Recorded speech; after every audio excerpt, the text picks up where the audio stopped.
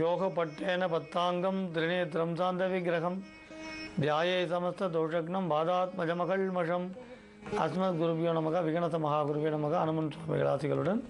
பொதுவாக எல்லாருக்குமே கஷ்டங்கள் வரும்பொழுது நமக்கு ஏதோ ஒரு செய்வினை இருக்குன்ற பயம் இருந்துக்கிட்டே இருக்கும்.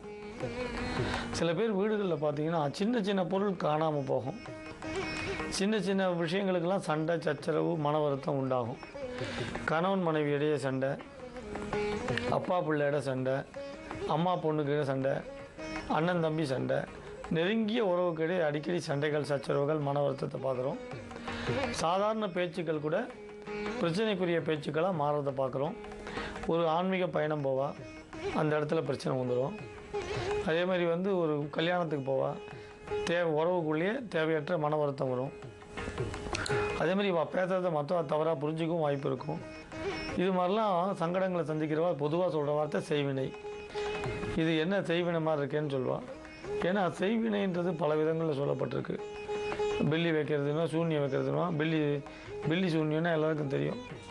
அப்புறம் பைசாச உபாதைன்னுவா. இப்படி ஏதாவது ஒன்று சொல்லிக்கிட்டே இருப்பாள். இந்த மாதிரி பைசாச உபாதைக்கும் இந்த மாதிரி சூன்ய உபாதைகளுக்கும் ஏவல் செய்வினைகளுக்கும் இப்போ சொல்ல போகிற அந்த காளியோட மந்திரம் பலன் தரும். இந்த மந்திரத்தை அமாவாசையில் ஜபிக்க ஆரம்பித்து 1 மணி நேரம் ஜபிக்கலாம். இது விசேஷமான பலன் தரும். இல்லை ஒரு அமாவாசையில் ஆரம்பித்து இன்னொரு அமாவாசை வரைக்கும் 30 நாட்கள் ஜபிக்கலாம். இரவு நேரம் விசேஷம், அல்லது 7 மணிக்கு மேலே இரவில் ஜபிக்கலாம். பொழுது உங்களுக்கு இருட்டின பிறகு 7 மணிக்கு மேலே ஜபிக்கலாம். அமாவாசை விசேஷம். திராட்சை ராட்சை நைவேத்தியம் பண்ணலாம், அப்பம் நைவேத்தியம் பண்ணலாம், பானக நைவேத்தியம் பண்ணலாம், தினமும் கல்கண்டு நைவேத்தியம் பண்ணலாம். ஜபம் பண்ணதுக்கப்புறம் நைவேத்தியம். ருத்ராட்ச மாலையில் ஜபிக்கலாம்.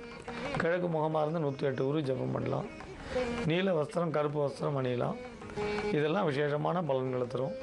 இந்த ஜபத்தை தொடர்ந்து செய்தால் செய்வினை மன வருத்தம் கிட்ட நெருங்காது. செய்வினை இல்லைன்னா கூட இந்த மந்திரத்தை ஜபித்தா கெடுதல்கள் எதுவும் நடக்காது. கெடுதல்களான பலன்கள் எதுவும் நடக்காது. நீங்கள் சில பேர் தூக்கத்தில் ஒரு மயக்கம் வரும், ஒரு தூக்கி போடும், தேவையற்ற ஒரு பயம் இருந்துக்கிட்டே இருக்கும். நடு இரவு வரைக்கும் தூக்கமே வராது. இப்படிலாம் தூக்கம் இல்லாமல் அவதிப்படுறவா கூட இந்த ஜபத்தை பண்ணலாம். அதேமாதிரி ஆரோக்கியத்தில் கடுமையான பிரச்சனை இருக்கும், மருத்துவத்துக்கு கட்டுப்படாது, அவளும் இந்த ஜபத்தை பண்ணலாம். அப்புறம் தேவையற்ற கடன்கள் வந்துக்கிட்டே இருக்கும், அடைக்க கடன்கள் வந்துக்கிட்டே இருக்கும், முறையாக வர வேண்டிய சொத்துக்கள் வராது, பகை வந்துட்டுருக்கும், பங்காளி இடையே பிரச்சனை இருக்கும், தொழில் விருத்தி இல்லாமல் இருக்கும். இப்படிலாம் இருந்தாலும் இந்த ஜபத்தை பண்ணலாம். கணவன் மனைவி பிரிவுகள் தவிர்க்கப்படும், ஒற்றுமை மேலங்கும்.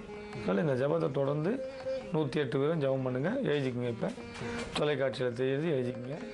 ஓம் நமோ பகவதி நீலி கபாலி பஞ்சாக்ஷரி ஆனந்த ரூபி ஹ்ரீம் க்ளீம் டம் டம் உச்சாடைய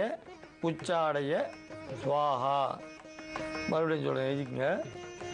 ஓம் நமோ பகவதி நீலி கபாலி பஞ்சாக்ஷரி ஆனந்த ரூபி ஹ்ரீம் க்ளீம் டம் டம் உச்சாடைய ஸ்வாஹா. இந்த மந்திரத்தை எழுதிட்டிங்களா? இப்போ சொன்ன பிரகாரம் இந்த ஜபத்தை பண்ணுங்கள். உங்களுக்கு இந்த பஞ்சாக்ஷரி அப்படின்னு சொல்லும்போது எழுதும்போது உங்களுக்கு அது எப்படி எழுதுறது உச்சரிக்கிறதுன்னு சந்தேகம் வரும். அதனால தான் நாங்கள் சொல்கிறத காதில் பார்த்து அந்த எழுத்தை எழுதிங்க. பஞ்சாக்ஷரி. இப்போ உங்களுக்கு எக்குஷா வரும், பஞ்சாக்ஷரி. இந்த ஜபத்தை தொடர்ந்து பண்ணுங்கள்.